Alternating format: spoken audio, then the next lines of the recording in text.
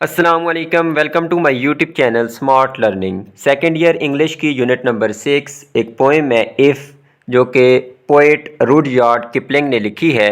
इसकी मुकम्मल एक्सरसाइज इस वीडियो के अंदर हम कवर करेंगे। सबसे पहले ग्लॉसरी का पोर्शन है, इसके वर्ड्स मीनिंग देख लेते हैं। पहला वर्ड है एम। एम का मतलब है इंटेंशन या गोल, मकसद, इरादा या हदफ। बियर वर्ड है हमारे पास सेकंड, बर्दाश्त करना या टू एक्सेप्ट। फिर है जी कॉमन टच। कॉमन टच कहते हैं ability to get along with ordinary people, के अवाम से मेल जोल, जो आम लोग हैं उनसे मिलना जुलना, कॉमन टच। फोज कहते हैं जी, ये फो वर्ड होता है, दुश्मन को कहते हैं, उसकी प्लूरल फॉर्म है फोज, एनिमीज। गिव वे अलाउ, इजाज़त देना, रास्ता देना, हार जाना या कमज़ोर पड़ जाना। फिर है जी हीप। हीप पाइल को कहते हैं, ढेर को। फिर वर्ड है जी इम्पोस्टर्स। इम्पोस्टर्स जो अपनी फॉल्स आइडेंटिटी शो करते हैं, मतलब धोखेबाज जो होते हैं। नेव्स कहते हैं जी लाइंग मैन को, रॉग्स को, धोखेबाज या जो रॉगिश होते हैं, जो रॉग्स होते हैं, बदमाश होते हैं। मेक अलाउंस, परमिट, अलाउ, इजाज़त देना, रियायत देना। पिच एंड टॉस मतलब शर्त लगाना। A game of skill and chance, breathe a word. ठीक है, ब्रेथ अ वर्ड इसका मतलब है जी एक लफ्ज़ भी ना कहना, मतलब कोई लफ्ज़ भी उस पर बंदा नहीं कहता, सिर्फ किस्म का खेल होता है जी, महारत का और किस्मत का ये खेल होता है। तो मतलब कि टॉस करके खेलना या इस तरह की गेम होती है जिसमें महारत और किस्मत का इस्तेमाल होता है। कोई भी बंदा एक लफ्ज़ भी नहीं कहता। ब्रेथ अ वर्ड का मतलब है एक लफ्ज़ भी ना कहना, बिल्कुल ना बोलना। सर्व योर टर्न का मतलब है बी यूज़फुल या हेल्पफुल, मुफीद होना, मददगार होना। सिन्यू कहते हैं जी, सिन्यू अजलात, strong tissue that connects muscles to bones, वो टिश्यू जो जोड़ते हैं पट्ठों को, मसल्स को बोन से, उनको कहते हैं सिन्यू। स्टूप कहते हैं झुकना, बेंड। ट्रायम्फ कहते हैं जी विक्ट्री को, फतह, कामयाबी को। विल डिटर्मिनेशन, इरादा, मर्जी या ख्वाहिश को कहते हैं। विनिंग्स कहते हैं जी इनाम, money that is one in a game, जो मनी गेम में जीती जाती है उसको विनिंग्स कहते हैं। वाइज, स्मार्ट को कहते हैं जी होशियार, अक्लमंद। वॉर्न आउट, डैमेज्ड या यूज़, बुसीदा, मस्ख शुदा या इस्तेमाल शुदा। यहाँ तक वर्ड्स मीनिंग थे। नेक्स्ट हम देख लेते हैं जी वही जो हमने पिछले 5 चैप्टर्स के अंदर ये पढ़ा है, फोनेटिक ट्रांसक्रिप्शन। तो यहाँ पे वर्ड्स दिए गए हैं, उनकी फोनेटिक ट्रांसक्रिप्शन लिखनी है। तो स्टेज, तो यहाँ पे देख लें स्टे हो गया और आगे ये जे के लिए आपके पास हो गई फोनेटिक ट्रांसक्रिप्शन। फिर इन्फेंट हो गया, सिंपल है। नर्स, तो ये यू आर के लिए, ये आपने वर्ड देखा था कि हम इस्तेमाल करते हैं, तो नर्स हो गया, ये यू आर के लिए। फिर सैचल, तो ये जो हमारे पास ये है, ये चा के लिए है और बाकी तो सिंपल हैं, सैचल। स्नेल, ये भी फोनेटिक्स ट्रांसक्रिप्शन इसकी सिंपल है। क्वरल, तो यहाँ पे आपने साउंड पे गौर करना है, क्वरल, तो यहाँ एक का के बाद डब्ल्यू की आवाज़ भी आती है, वेरल। ठीक है, वेरल तो डब्ल्यू आ गया और आगे तो सिंपल है। फिर बबल, और आ की आवाज़ जो निकली है जैसे अंडर के लिए होता है, तो ये उल्टा वी हम लिखते हैं। फिर टीथ, तो यहाँ पे देख लिया टीथ, तो ये लॉन्ग वाउल है, तो ई की आवाज़ निकली है और ई के लिए यहाँ पे हमने ये आई इस्तेमाल किया लॉन्ग वाउल के तौर पे। फिर पाइप, तो ये फोनेटिक ट्रांसक्रिप्शन थी। नेक्स्ट हमारे पास एक छोटा सा बी टॉपिक है जिसके अंदर हमने मीनिंग्स, वर्ड्स दिए गए हैं कॉलम ए में और कॉलम बी में उनके मीनिंग्स दिए गए हैं, तो उनको मैच करना है आपस में। तो मैंने यहाँ पे उनके साथ लिख दी हैं आपकी आसानी के लिए। सिलेक्ट, जिसको कहते हैं मुंतखब करना, इसका उर्दू मीनिंग है, और चूज़। ठीक है, रेज, उठाना, मतलब कि लिफ्ट इसका सिनोनिम है। यहाँ पे इसका मीनिंग आप देख सकते हैं, यहाँ पे है। तो मैंने यहाँ पे इसलिए आसानी से लिख लिया क्योंकि जो नोट्स ले रहे हैं, क्योंकि ये एसएसटी जनरल के लिए भी साथ साथ मैं वीडियोस बना रहा हूँ, और एक अलहदा से एसएसटी जनरल के लिए मेरा कोर्स भी मौजूद है। आप मेरे चैनल में प्लेलिस्ट में जाके देख सकते हैं, उर्दू की भी वीडियोज़ आपको मिल जाएंगी, इंग्लिश की भी, और इसके अलावा मैथमेटिक्स की भी।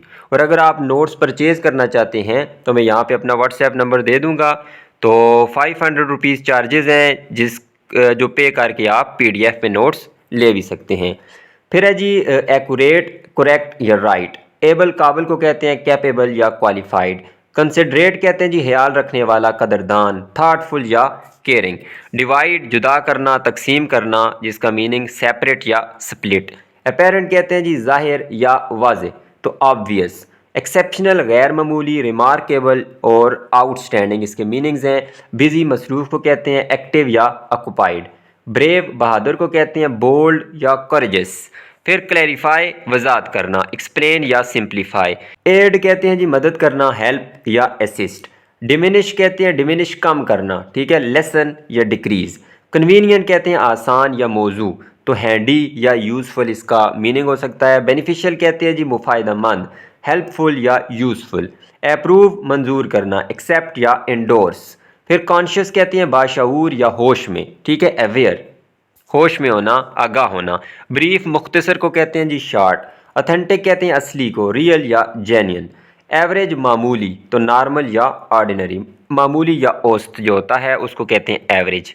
नेक्स्ट ये हमारे पास एक टॉपिक है, इनकी हमने प्लूरल फॉर्म बनानी है। ये वो वर्ड्स हैं जो लातीनी ज़ुबान से लिए गए हैं, तो उनके लिए यहाँ पे रूल्स भी लिखे हुए हैं। इसके अलावा जैसे मैंने आपको बताया है कि एसएसटी जनरल की जो तैयारी कर रहे हैं, तो अलहदा से मेरा एक कोर्स भी मौजूद है, प्लेलिस्ट मौजूद है उसकी, एसएसटी जनरल इंग्लिश के और उर्दू के नाम से, आप वो भी देख सकते हैं। वहाँ पे जो हम मेरी लेक्चर नंबर 3 होगा एसएसटी जनरल के लिए, तो वहाँ पे जितने भी रूल्स हैं सिंगुलर टू प्लूरल नाउन जब हम कन्वर्ट करते हैं, वो कैसे कन्वर्ट करेंगे, ये ऑलरेडी वहाँ पे मैं एसएसटी जनरल के कोर्स में करवा चुका हूँ। तो चलें वो भी मैं आपके साथ पहले यहाँ पे शेयर कर देता हूँ। तो ये एसएसटी जनरल का कोर्स है, इसमें लेक्चर नंबर 3 है। ये देखें तमाम रूल्स जो हैं वो मैंने यहाँ पे शेयर किए हैं। ये नोट्स भी मौजूद हैं, अगर आप ये जो अभी हम पढ़ेंगे तो ये मैं पहले ही यहाँ पे करवा चुका हूँ। तो अगर आपको इनके नोट्स चाहिए तो यहाँ पे नंबर मौजूद है, आप व्हाट्सएप करके पीडीएफ के नोट्स, जिसमें इंग्लिश भी आ जाएगा, उर्दू भी आ जाएगा, मैथमेटिक्स भी, तमाम जो भी मेरे पास नोट्स हैं वो मैं आपके साथ शेयर कर दूँगा, जिसके चार्जेज़ होंगे 500 रुपीज़। तो चलें इनको देख लेते हैं जी। यहाँ पे अगर कोई भी वर्ड जिसके आखिर में हमारे पास ए आएगा, ठीक है, वो सिंगुलर होगा, उसको प्लूरल बनाने के लिए हम ए ई में कन्वर्ट कर देंगे। जैसे एंटीना जो है ये सिंगुलर है, इसको प्लूरल में कन्वर्ट करेंगे तो लास्ट में ए के बाद ई भी हम लगा देंगे, क्योंकि ये लातीनी वर्ड हैं जो इंग्लिश के अंदर आए हैं। फिर कुछ वर्ड ऐसे होंगे जिनके आखिर में आई एस आएगा, तो उसको हम ई एस में कन्वर्ट कर देंगे। जैसे एनालिसिस होता है, तो एनालिसिस सिंगुलर जब होगा तो आई एस होगा, प्लूरल में हो जाएगा ई एस। इसी तरह थीसिस और थीसिस में हो जाएगा। फिर स्टिमुलस जो है स्टिमुलाई हो जाएगा, तो स्टिमुलस जिसके आखिर में यू एस आएगा तो उसको सिर्फ यू एस को ख़त्म करके उसकी जगह क्या लगा देंगे, आई। फिर यू एम होता है तो उसको हटा के ए लगा देंगे। इसी तरह जैसे मीडियम से मीडिया हो गया, ये सिंगुलर फॉर्म होती है, ये प्लूरल। आपने सुना होगा बैक्टीरियम, तो बैक्टीरियम सिंगुलर होता है और बैक्टीरिया प्लूरल होता है। तो यहाँ पे कुछ दिए गए हैं, इन्हीं की मदद से हम इस्तेमाल करेंगे। एल्यूमिना जो है एल्यूमिनाई बन जाएगा, क्योंकि इसके आखिर में ए आया है तो इसको ई लगा देंगे। एल्यूमिना जो है वो औरत या वो लड़की होती है जो किसी तालीमी अदारे से डिग्री ले चुकी होती है, फारगुल तहसील होती है। एनालिसिस तजिया जो है ये आई एस आ गया है, सिंगुलर है तो ई एस बना देंगे। आपने ये भी याद रखना है कि सिंगुलर कौन से हैं और प्लूरल कौन से हैं, क्योंकि इस तरह भी एमसीक्यूज आ सकते हैं। फिर साइनॉप्सिस, और ये आई एस की जगह ई एस। फिर कैक्टस, ये एक पौधा होता है सेराई पौधा, उसकी जगह आई लगा देंगे, कैक्टाई। क्राइसिस बोरान को कहते हैं, आई एस है, इसकी जगह ई एस लगा देंगे। इसी तरह ये थीसिस तो आप पहले ही पढ़ चुके हैं। फिर क्रैनियम जो है वो खोपड़ी होती है, हड्डी जो होती है उसको कहते हैं, यू एम की जगह हम क्या लगा देंगे, सिंपल ए लगा देंगे, यू एम को हटा के ए। बैक्टीरियम से बैक्टीरिया, करिकुलम से करिकुला, ठीक है, निसाब तलीम को कहते हैं। डेटम से डेटा, ठीक है, यू एम को हटा के ए लगा दें। फिर फोकस में देख लें तो यू एस को हटा के आई लगा दें। फार्मूला जो है इसका भी हम ए हटा के तो ए ई लगा देंगे। फिर फंगस में है जो हम फंजाई बना देते हैं, इसको यू एस को हटा के आई लगा देंगे। लार्वा है, इसका भी ए है आखिर में तो ए ई लगा देंगे, ठीक है, जो कि कीड़े का इब्तदाई मरला होता है, जब वो पैदा होता है तो उसको लार्वा कहते हैं। फिर न्यूक्लियस से न्यूक्लियाई बन जाएगा, यू एस को हटा के क्या लगा देंगे, सिंपल हम आई लगा देंगे, ई तो पहले से लिखा हुआ है। फिर रेफरेंडम से रेफरेंडा हो जाएगा, यू ए एम को हटा के ए लगा दिया। सिलेबस से सिलेबाई बन जाएगा। इसी तरह फिनोमिनन आपने पढ़ा होगा, उससे बन जाएगा फिनोमिना। तो यहाँ तक हमारी ये सिंगुलर प्लूरल की एक्सरसाइज थी। नेक्स्ट आ जाते हैं जी इंटोनेशन। इंटोनेशन दो तरह की होंगी हमारे पास, rising and falling. Intonation is about how we say things rather than what we say. तो इंटोनेशन क्या है कि हम जो है वो कैसे कोई चीज़ कहते हैं, ठीक है, बजाय इसके कि हम क्या कहते हैं। क्या कहते हैं ये नहीं देखना, हम कैसे कहते हैं, मतलब हमारी टोन ऊंची होती है जुमले के एंड पे या नीचे होती है, ये इंटोनेशन में हम देखेंगे। With rising intonation you have to raise slightly the pitch at the end of the sentence. तो जब जुमला हम ख़त्म करते हैं तो वहाँ पे हमारी जब आवाज़ थोड़ी ऊंची होती है तो उसको कहते हैं हम राइजिंग इंटोनेशन।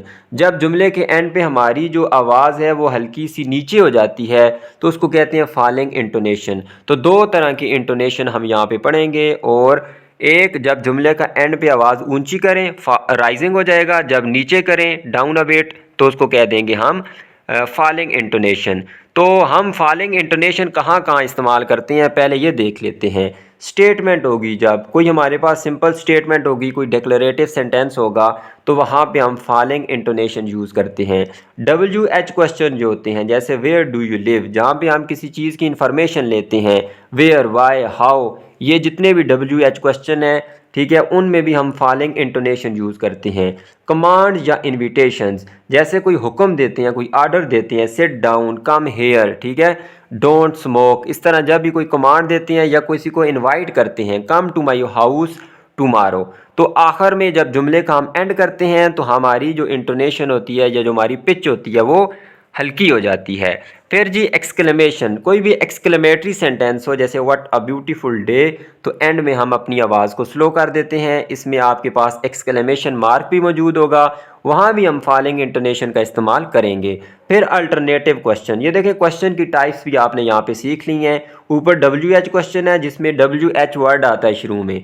अल्टरनेटिव क्वेश्चन कौन से होते हैं? अल्टरनेटिव क्वेश्चन की यहाँ पे देखें मैंने मिसाल लिख ली है, do you want T R coffee, जिसमें आर का जो कंजंक्शन है वो आए, टी आर कॉफ़ी, ठीक है। डू यू वांट टी अब काफ़ी, क्या आप चाय या काफ़ी चाहते हैं? तो यहाँ पे देखें मुतबादल दिया गया है कि ये या ये, तो दरमियान में जब भी आर कंजंक्शन आएगा दो चीज़ों के दरमियान, इस तरह का कोई क्वेश्चन होगा उसको हम कहते हैं अल्टरनेटिव क्वेश्चन। तो अल्टरनेटिव क्वेश्चन में भी हम फॉलिंग इंटोनेशन का इस्तेमाल करेंगे। फिर हम देख लेते हैं जी हमारे पास जो राइजिंग इंटोनेशन होती है वो कहाँ पे हम यूज़ करेंगे। सबसे पहले जी येस या नो क्वेश्चन, येस या नो क्वेश्चन जिसमें हमारे पास सिंगल वर्ड आंसर हो, येस या नो।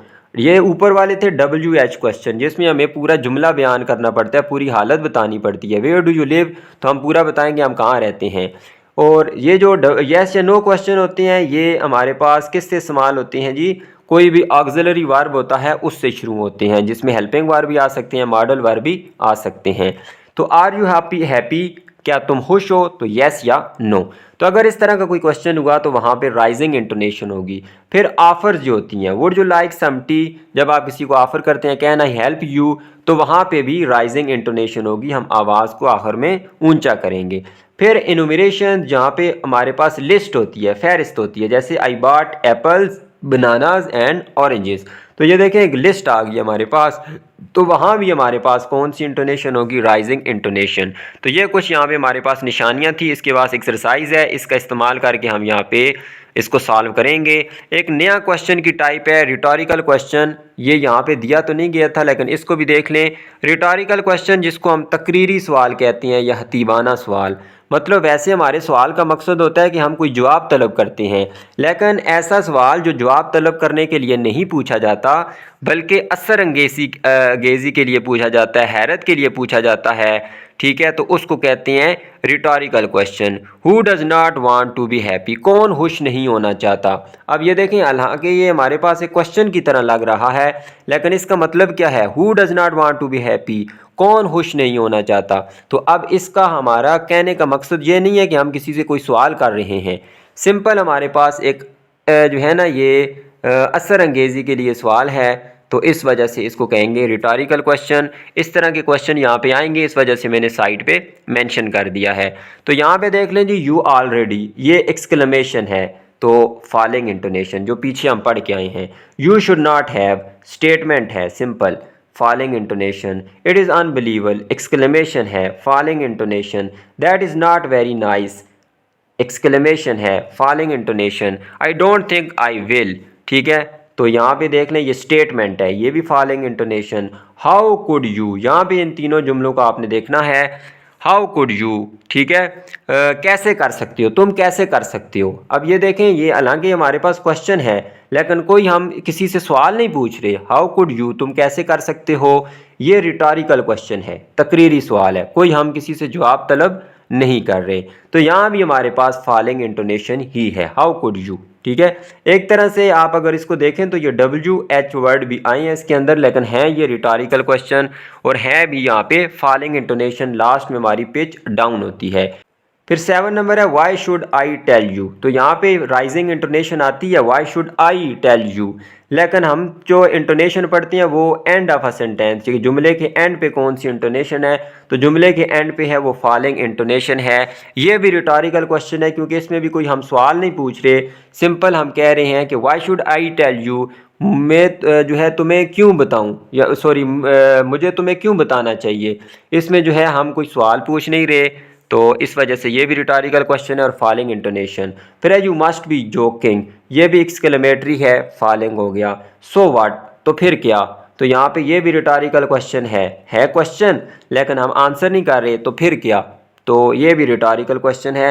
लेकिन सो व्हाट, तो यहाँ पे आवाज़ हमारी ऊंची हो रही है, तो ये राइजिंग इंटोनेशन है। ये ऊपर दोनों रिटोरिकल क्वेश्चन फॉलोइंग में आते हैं, लेकिन ये किस में आता है, राइजिंग इंटोनेशन में। फिर एक्सक्लेमेशन है, फॉलोइंग हो गया।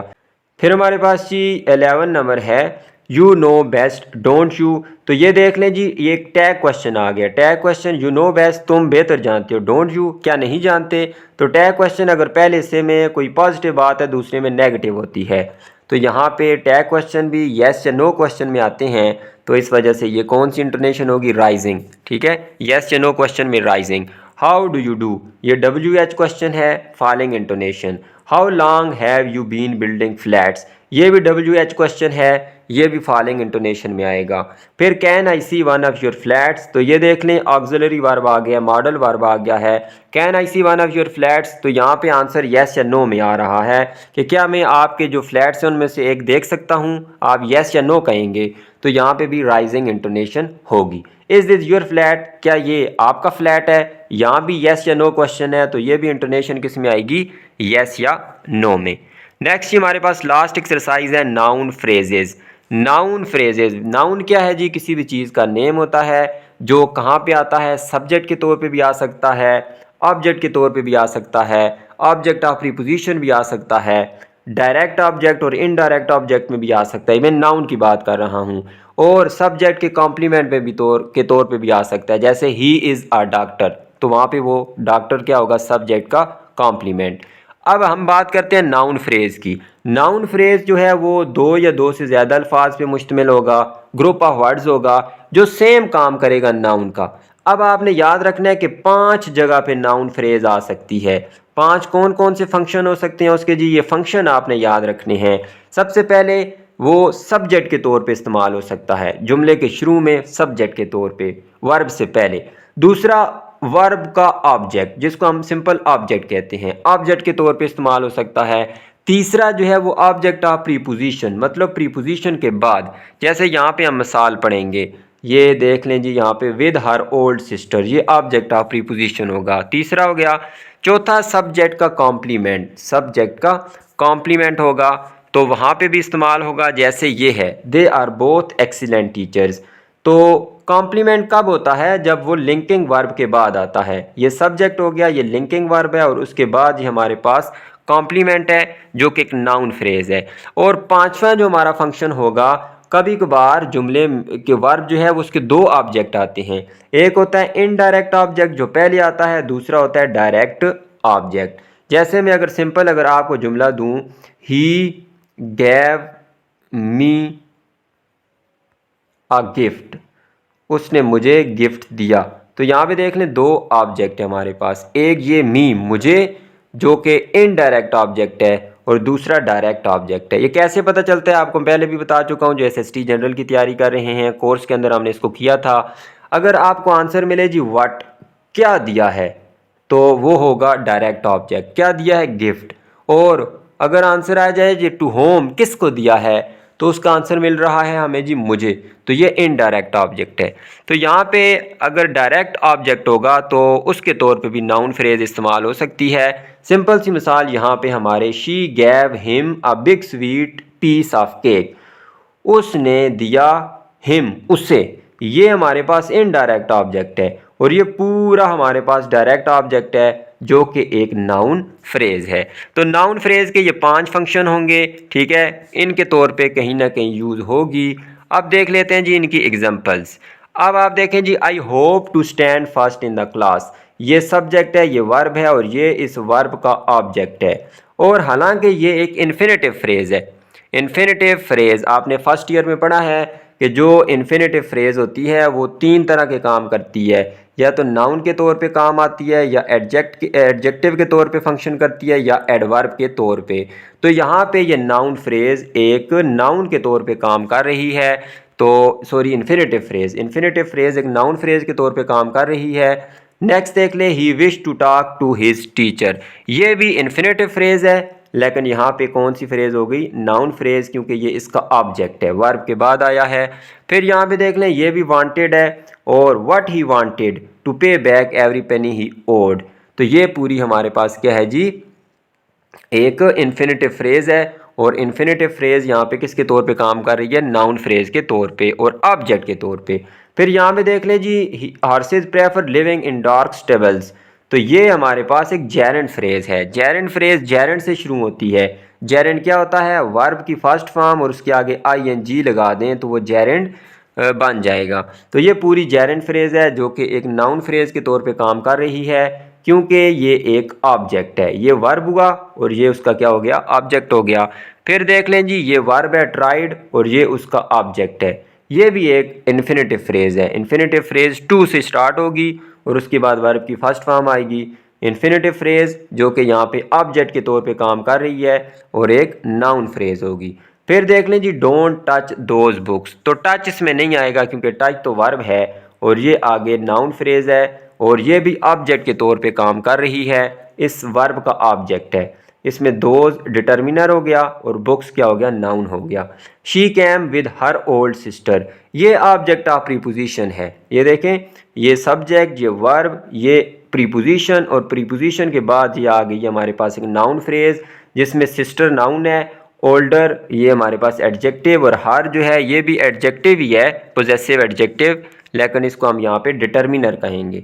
She gave him a big sweet piece of cake, तो यहाँ पे देख लें, ये सब्जेक्ट, ये वर्ब, ये हमारे पास इनडायरेक्ट ऑब्जेक्ट है और ये पूरी फ्रेज डायरेक्ट ऑब्जेक्ट के तौर पे काम कर रही है। फिर they are both excellent teacher, they subject है, ये आर लिंकिंग वर्ब है और इस सब्जेक्ट का ये कॉम्प्लीमेंट है, ये पूरी noun phrase both excellent teachers.